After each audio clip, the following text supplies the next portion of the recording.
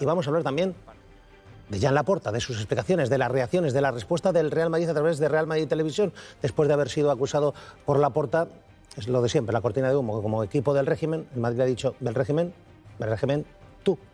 12 y 13 minutos, un Laporta que fíjense cómo explica esto de la pasta para Negreira padre, la pasta para Negreira hijo. Unos eran informes verbales, los del padre, verbales que no existían, otros con faltas de ortografía. Laporta dice que todos son del hijo. Lo que hay son un asesoramiento técnico arbitral que está documentado. Los informes los hacía el señor Javier Enríquez Romero. Es más, hay manifestaciones tanto en la causa como en la agencia tributaria que Javier Enríquez Romero manifiesta que era él el que elaboraba los informes por cuenta de su padre cuando correspondía. Se le olvida que estamos hablando de 20 años. 20 años comprando a los Negreira. Pero el hijo... Alfonso, el hijo ha dicho algo así como que él empezó a hacer informes a partir de 2013-14. Por lo tanto, los de los años previos, ¿quién los hacía? Sí, estaríamos hablando de 5 años, que son de los que se ocupa la investigación, pero lo que está claro, y así se lo dijo el propio Barça a la agencia tributaria, es que no tiene ningún informe de esos verbales que supuestamente hacía Enrique Negreira. Y lo que es más importante, Antonio, en mayo de 2021, el propio Enrique Negreira declaró a la agencia tributaria que era él el que hacía esas funciones de asesoramiento y que también daba información sobre quién tomaba las decisiones en la Real Federación Española de Fútbol y en la Liga de Fútbol Profesional. Bueno, volvemos enseguida. Te pregunto por todo esto. Ya saben, el Real Madrid, Laporta dice, el Madrid ha sido, es y será siempre el equipo del régimen. Y el Real Madrid ha respondido, hombre, con Franco el Barça, unas cuantas copas, unas cuantas ligas, 3 recalificaciones y más de una medalla.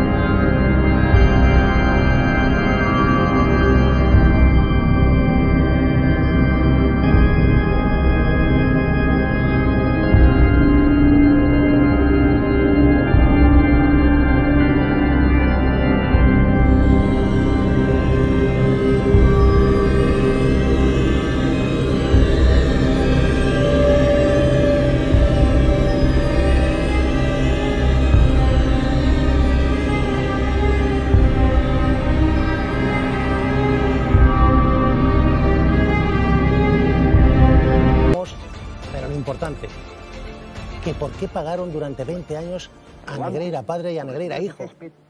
Que era el número 2 de los árbitros. Que por qué el Barcelona tenía a sueldo al vicepresidente del Comité Técnico de Árbitros, que sí influía en el arbitraje español, aunque ahora no quieran reconocerlo algunos de los árbitros. 12:34, tengo noticia de última hora. Decíamos antes, Sandro Rosell ha pedido que no sea admitido en Madrid como, digamos, perjudicado en la causa que investiga el escandalazo Negreira, y al Barcelona como el club que le pagó durante 20 años a Negreira y a su hijo, al número 2 de los árbitros y a su hijo, más de 7 millones de euros. Hay novedades porque Alfonso Pérez Medina, la Fiscalía se pronuncia también. Sí, la Fiscalía Anticorrupción, según hemos podido saber en La Sexta, ha informado a favor de que el Real Madrid pueda ejercer la acusación particular en el caso Negreira. Considera que sí tiene la condición de perjudicado, que también podrían tenerla el resto de clubes de la Liga, y por lo tanto, si no lo hacen es porque no quiere. Anticorrupción está a favor y dice que si los clubes no se sienten representados por la Liga de Fútbol Profesional, pueden acudir al procedimiento para acusar a los investigados. Por lo tanto, la Fiscalía Anticorrupción a favor de la personación del Real Madrid en la causa como perjudicado. De alguna manera, Alfonso, esto abre la puerta a que cualquier club de España se pueda sentir perjudicado y se pueda personar en la causa. Sí, ese es el criterio de la Fiscalía Anticorrupción. Hay que recordar, Antonio, que la decisión definitiva la tomará la jueza instructora Silvia López Mejías, la titular del Juzgado de Instrucción número 1 de Barcelona, que es la que tiene que ordenar esas peticiones de personación que se han planteado, pero el criterio de anticorrupción, y eso es importante, es que cualquier club de la competición que disputó con el Barça cualquier competición nacional podría personarse en la causa y ejercer esa acusación particular como perjudicado. Atención, por lo tanto, la Fiscalía Anticorrupción está a favor de que el Madrid se persone como acusación particular, porque lo considera posible perjudicado. El presidente del Barcelona, Laporta, ayer intentó dar una serie de explicaciones. Algunas de ellas sonaron a tomadura de pelo, unas cajitas, unos CDs, 7,5 millones de euros sin explicación. Y sobre todo, todavía hay una explicación seria de por qué pagaron durante 20 años al vicepresidente Negreira y a su hijo.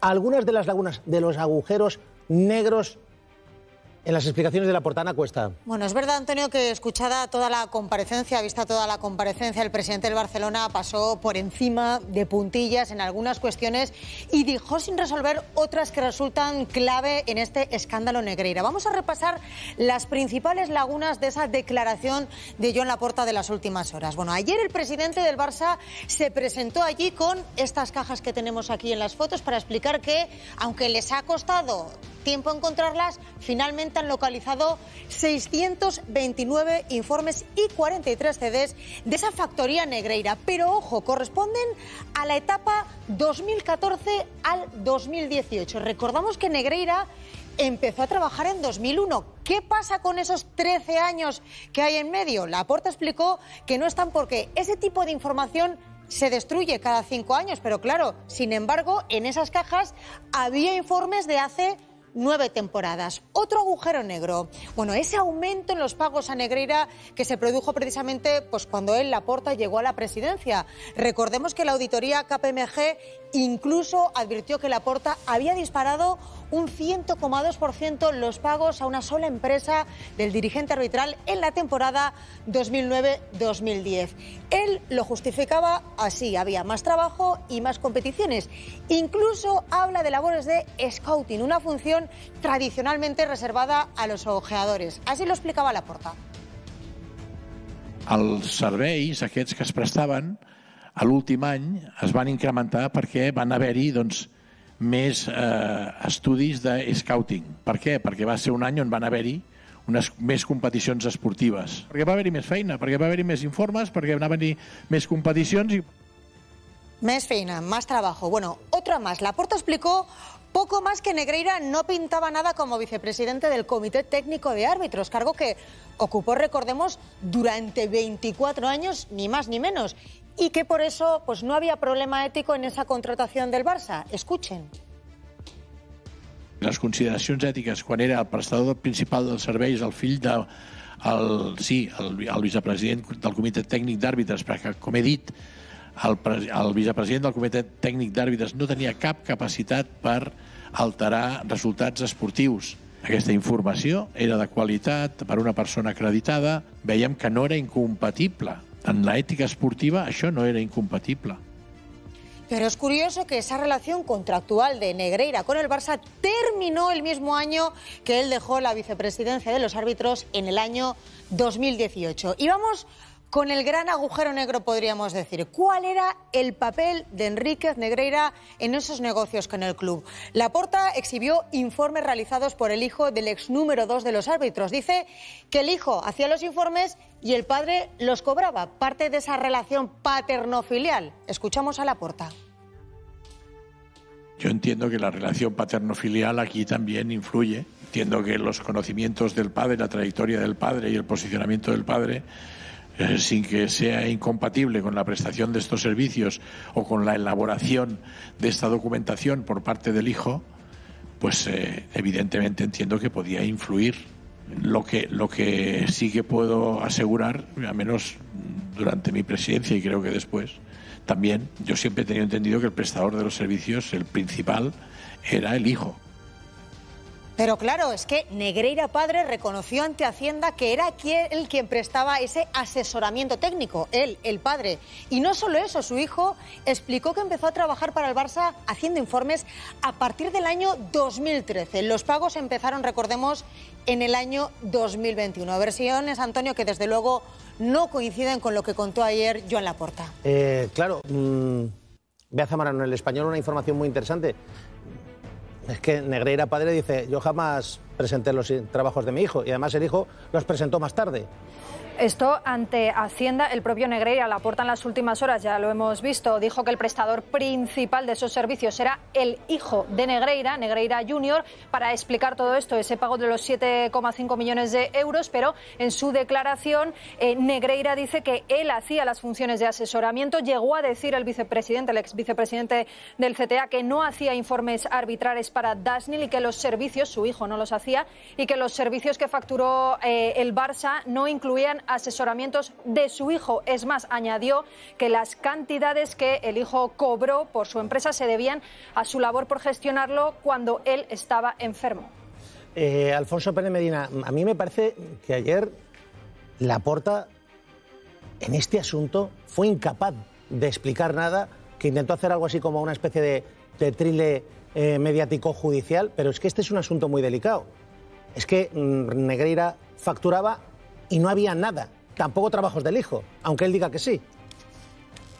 Sí, eso es lo principal, esa presentación de esos informes en esas cajas que se atribuyen a esos pagos, pero efectivamente, como estamos contando, el hijo solo hizo los informes en ese periodo muy concreto entre 2014 y 2019. No hay informes anteriores y además Enrique Negreira reconoció a la agencia tributaria que el asesoramiento lo hacía él, que él era el que daba la información, que era una especie de espía que el Barça tenía para contar las relaciones de poder que había entre la Liga de Fútbol Profesional y la Real Federación Española de Fútbol. Y eso sí lo sabemos porque además el Barça se lo dijo a la agencia tributaria, no guarda el conjunto culé ninguno de esos asesoramientos, de esos informes que supuestamente hacía Enrique Negreira. Además, su secretaria dijo que no le vio nunca hacer ningún informe ni tampoco ningún vídeo de esos que se pagaban a 50.000 euros, en el caso de las pagas extra 150.000.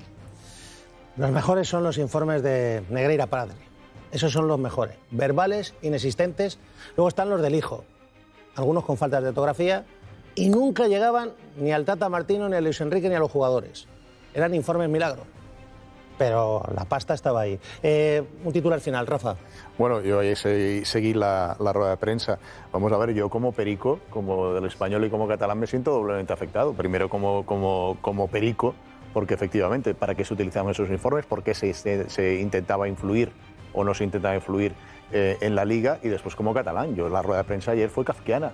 O sea, otra vez patrimonializando Cataluña el Barça, es decir, me parece kafkiana, rodeándose de la bandera, buscando siempre el enemigo exterior, que si Tebas, que si el Real Madrid, etcétera. Yo de todas formas también considero que es un error del Real Madrid convertir el foco en quién era más franquista, porque el foco está en las explicaciones que tiene que dar el FC Barcelona, primero a sus socios y socias y después al resto, porque el resto también somos afectados. Primero, ¿por qué? Como lo comentábamos, ¿por qué se estaba contratando al padre cuando era el hijo el que hacía, entre comillas, los informes? ¿Y para qué sirven esos informes si el Tata Martino, como tú decías, o incluso Ernesto Valverde decían que no les llegaban? Es decir, ¿para qué se estaban haciendo esos informes? Es lo único que nos tiene que explicar, no simplemente a la gente del Barça, sino también al resto. Totalmente compatible y por eso el Real Madrid está en los tribunales, exigir una respuesta de los tribunales con que, bueno, si te acaban dedicando 2 horas diciendo que eres el equipo del régimen, bueno, pues no está de más que la tele del Real Madrid pues diga, oiga, mire, vamos a hacer aquí un resumen, ¿no? Para evidenciar quién es el equipo del régimen y quién no. A mí me parece que es totalmente compatible. Lo que tiene que hacer el señor Laporta, lo primero que le deberían haber exigido a la afición al señor Laporta es haber dimitido, porque durante la etapa del señor Laporta es donde se estaban haciendo este tipo de informes que tenemos que ver hasta dónde se llega. Luego, 7 millones de euros perdidos por ahí, que esto tendrá que ver la justicia que se ha hecho con ello. Y luego hay una cosa que es la UEFA. La UEFA va un poco lento, porque aquí hay una cosa que está clara como se habla. El Barça pudo ir dopado a algunas competiciones y eso se tiene que ver. Entonces, está claro que hay que seguir investigando. El señor Laporta le haría un gran favor al club, que tiene que estar por encima de Laporta, de dimitir. Lo cierto es que Laporta ayer atacaba así al Real Madrid, el equipo del régimen. Y claro, el régimen de Franco también era blaugrana, ¿eh? Laporta. Durant 70 anys, els qui han designat les persones que havien d'impartir justícia en el terreny de joc han estat o bé exsocis, o bé exjugadors, o bé exdirectius del Real Madrid. Un club que ha estat afavorit per decisions arbitrals històricament i en l'actualitat. Un club que s'ha considerat a l'equip del règim de torn. Y claro, si hacemos canal historia, pues los datos son impepinables. Franquistas en todos los clubes de España. Por cierto, el más franquista era el Atlético Aviación, que era el equipo de los militares después de la guerra. Ahora, el equipo de los rojos y de los perdedores después de la guerra era el Madrid. No lo digo yo, lo decía, por ejemplo, Eduardo Teglen. Lo decían los viejos republicanos. Por cierto, en el Barça, ceremonias franquistas alguna. Inauguración del estadio.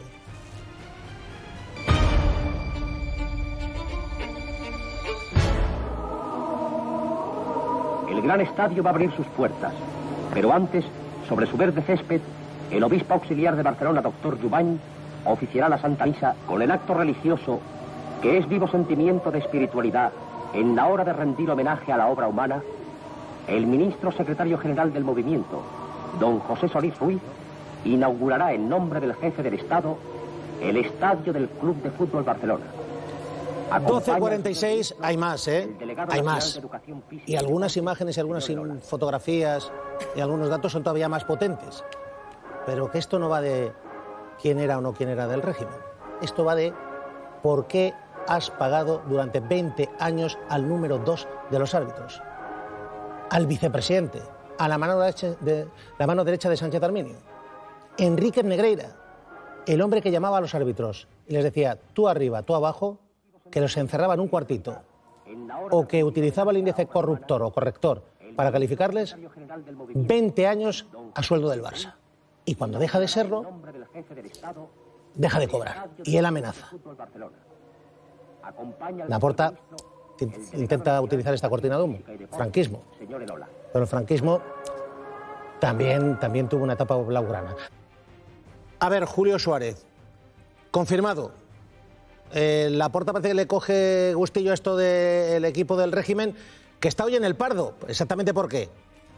Sí, ya ha estado a escasos metros de los Reyes. Pues ha estado apoyando en el Palacio del Pardo a Alexia Putellas, que recibía el Premio Nacional del Deporte, y ahí le hemos estado viendo. Le hemos visto serio, con gesto serio al presidente del Fútbol Club Barcelona, y insistimos, imagen de hace tan solo unos minutos en el Palacio del Pardo junto a los Reyes. ¿Cómo es el destino? En el Pardo, hoy. Ayer acusaba al Real Madrid de equipo del régimen. El Real Madrid, a través de Real Madrid Televisión, le respondía con un vídeo diciendo, hombre, el régimen también tenía algún aficionado blaugrana, además de alguna recalificación. Por cierto, que acaba de responder, me dicen, la Generalitat de Cataluña. En esta polémica se ha apuntado la Generalitat de Cataluña. Espera un momentito, Julio. Me decías, muy serio hoy en ese acto en el Pardo de Joan Laporta, después de su comparecencia ayer, llena de agujeros negros y de lagunas. Muy serio, ayer después de la comparecencia ante los medios, que es verdad que dio la cara durante 2 horas, se fue al Trofeo Godó, estaba más sonriente, ¿no? Sí, estaba relajado. En la imagen que captaba el chiringuito en el Godó, y ahí es donde le pudimos ver sacándose fotos con aficionados, sonriente, y Antonio, pues muy estresado, y no se le veía a Joan Laporta tras esas 2 horas en esa rueda de prensa que supuestamente iba a dar explicaciones sobre el caso Negreira. Voy ahora contigo de nuevo, Julio, pero antes, Alfonso Pereira, acláramelo. ¿El Barça está imputado o no está imputado? Porque escuchas a Laporta y parece que ha sido el Barça la víctima. Bueno, no es víctima, no es perjudicado en ese procedimiento. Eso es lo que está pidiendo, por ejemplo, el Real Madrid. Pero ahora mismo, a día de hoy, la condición procesal que tiene en esa causa que se está instruyendo en el Juzgado de Instrucción número 1 de Barcelona es la de imputada, la de persona jurídica que está investigada por 3 delitos diferentes: corrupción entre particulares, administración desleal y falsedad documental continuada. A ver, Martialay, él decía ayer también, esto no es corrupción deportiva. Eso no es corrupción deportiva. Eso es una investigación por un delito de corrupción en los negocios en su vertiente del fraude deportivo. Aquí lo que se está investigando por parte de una juez en Barcelona es si el Barça durante años compró al ex número 2 de los árbitros para alterar las competiciones futbolísticas. De momento está en fase de instrucción, todo es presunto. Lo que pasa que el año que la Fiscalía de Barcelona estuvo investigando de forma reservada y luego las pruebas que, por ejemplo, hemos aportado en El Mundo cuando se tiene que responder a la agencia tributaria por los pagos a Negreira y el propio club en sus correos internos dice que nos hacemos los locos, el burofax de Negreira amenazando al club que dejó de pagarle cuando él dejó, curiosamente, de ser el ex número 2 de los árbitros. Aquí estamos en fase de instrucción y, por supuesto, respetando la presunción de inocencia, pero todo apunta a que estamos en un gran caso de corrupción deportiva. Y además hay una cosa que es muy importante, Antonio. El delito de corrupción en el fraude deportivo es un delito, según la jurisprudencia del Tribunal Supremo, de mera actividad.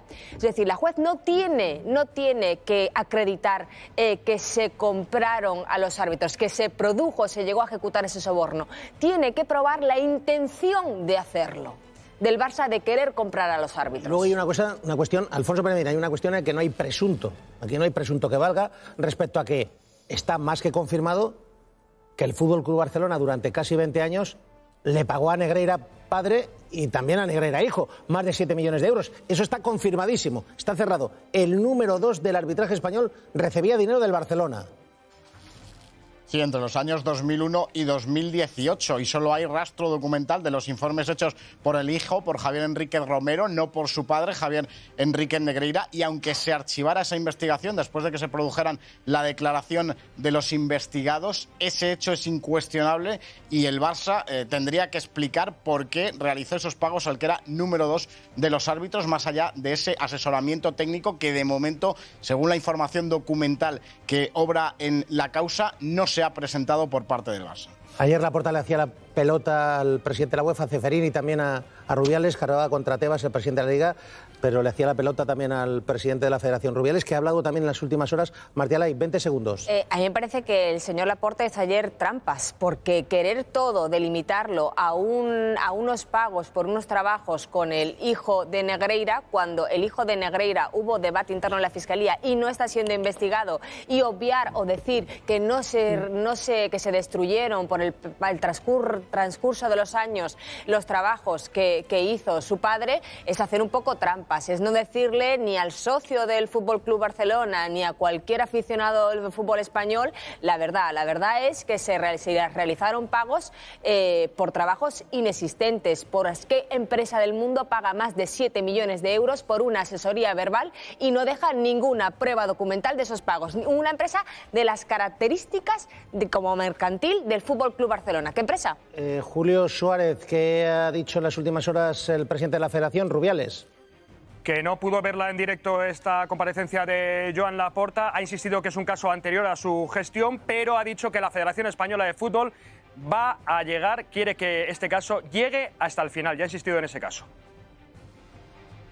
Ni la he escuchado. El caso Negreira está sub judice.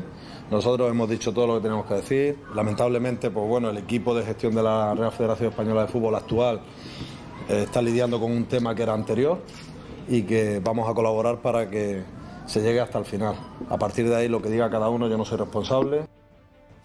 Pues el responsable de los árbitros de Rubiales, Cantalejo, defiende a Sánchez Arminio, que era el jefecillo de Enríquez Negreira. ¿Sabrían o no sabrían algo? Bea Zamorano, la Generalitat de Cataluña se pronuncia en esta polémica. Claro, 28 elecciones. Critica el vídeo del Real Madrid. Y tanto, dice que es una manipulación burda, ha hablado la portavoz, la van a escuchar ahora, manipulación burda de manual, fake news indecente, una ofensa a los que sufrieron la dictadura, y pide al Real Madrid no solo que retire el vídeo, sino que además pida perdón. El vídeo que difosa el Real Madrid és una manipulació de la història tan burda que sembla de manual. De fet, és una fake news indecent, és una ofensa i un insult als milers de persones que van patir el règim franquista. Estaria bé que el Real Madrid retirés el vídeo i que demanés disculpes per haver traspassat una línia vermella. Hace falta leer un poquito más. También había represaliados en el Real Madrid por parte del franquismo. 15 primeros años de la dictadura, después de la Guerra Civil. 15, los más duros. Ligas del Real Madrid, 0. Del Barcelona, 5. ¿Ha habido presidentes y represaliados en el Fútbol Club Barcelona por parte del franquismo? Sí. Y en el Real Madrid también ha habido algún presidente ajusticiado con garrote vil. Otro, por ejemplo, en la cárcel y en el exilio. Esto no es una competición sobre quién es más o menos franquista, pero que no señalen. Porque si señalan van a acabar con fotografías muy incómodas. 2:26. No sé si os sorprende o no la reacción de la Generalitat de Cataluña. Maestre Sardá. Es que a mí cuando encima juntan el fútbol con la historia y utilizando solo cherry picking, es decir, aquellos elementos de la historia que te pueden favorecer para tu relato, ya empiezo yo a temblar. Porque obviamente el 1 de abril de 1939, pues no importaba que llevaras la camiseta del Real Madrid o la camiseta del Barcelona, importaba si pertenecías a la UGT, si pertenecías a la CNT, si pertenecías a Comisiones Obreras o si pertenecías a cualquier partido socialista. Es decir, importaba si eras republicano. En abril de 1939, al general Ortega, general Ortega fue ajusticiado por Garrote Vil, que era presidente del Real Madrid. Fue detenido en Alicante, estuvo en el campo de concentración de los Almendros, en el campo de concentración de Albatera, y luego fue ajusticiado por Garrote Vil, igual que fueron ajusticiados todos aquellos miembros del Fútbol Club Barcelona que tenían afinidades catalanistas o que eran nacionalistas. Es que es una evidencia, no importaba si eras del Madrid o del Barcelona, importaba si eras afín a la República para que el 1 de abril del 39 fueras ajusticiado. Después, obviamente, el régimen utilizó absolutamente cualquier cosa que puede utilizar y los clubes eran instituciones que utilizó. Por eso, obviamente, durante el régimen franquista, todos los partidos, todos los clubes eran del régimen. Y dentro del Real Madrid había franquistas, dentro del Barcelona había franquistas que hacían el saludo fascista y dentro del Real Madrid había gente que hacía el saludo fascista, igual que en el Deportivo de La Coruña, igual que en el Athletic de Bilbao, porque todo lo que operaba dentro del régimen era parte del régimen. Pero que la cuestión no es esta. Este es un debate interesante, un debate histórico. Es un debate de España. Pero el debate está en ¿por qué le pagaron más de 7 millones de euros al número 2 de los árbitros que gestionaba la competición? Uno de los jueces de la competición estaba comprado por el Barça y siguen sin dar explicaciones. Sardá, Pedro. Vamos a ver, es un tema tan sensible el futbolístico, es un tema que al margen de las cuestiones empíricas, al margen de que evidentemente no se explica esa cantidad de euros tan enorme para un árbitro y su hijo. Estos son hechos que hay que averiguar, pero en el tratamiento de la cuestión colisionan sensibilidades futbolísticas que son prácticamente nacionales y muy hondas en el corazón de la gente. Es decir, yo pediría el mismo énfasis y metopas dialécticas si se tratase de otro equipo. Estoy convencido de que sería así, ¿o no? El vídeo, seguro que sí. El vídeo del Real Madrid, fíjense que reproducía también un fragmento del documental sobre Bernabéu.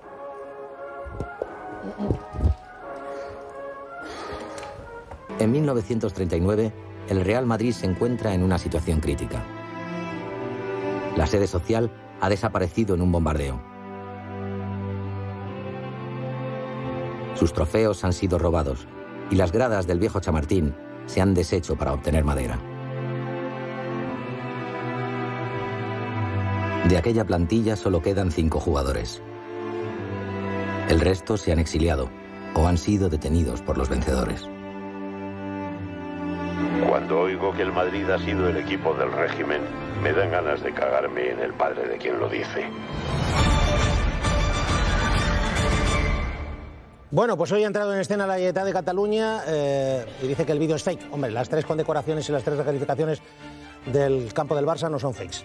Las hizo Franco. Pedro García Cuartanco, recomiendo este asunto. Recomiendo a esta señora que estudie un poco de historia, porque los que tenemos una edad nos acordamos de Franco aclamado en el Pacto del Nou Camp, que fue precisamente el franquismo el que salvó al Barcelona a través de una recalificación de terrenos del antiguo campo de las Corts.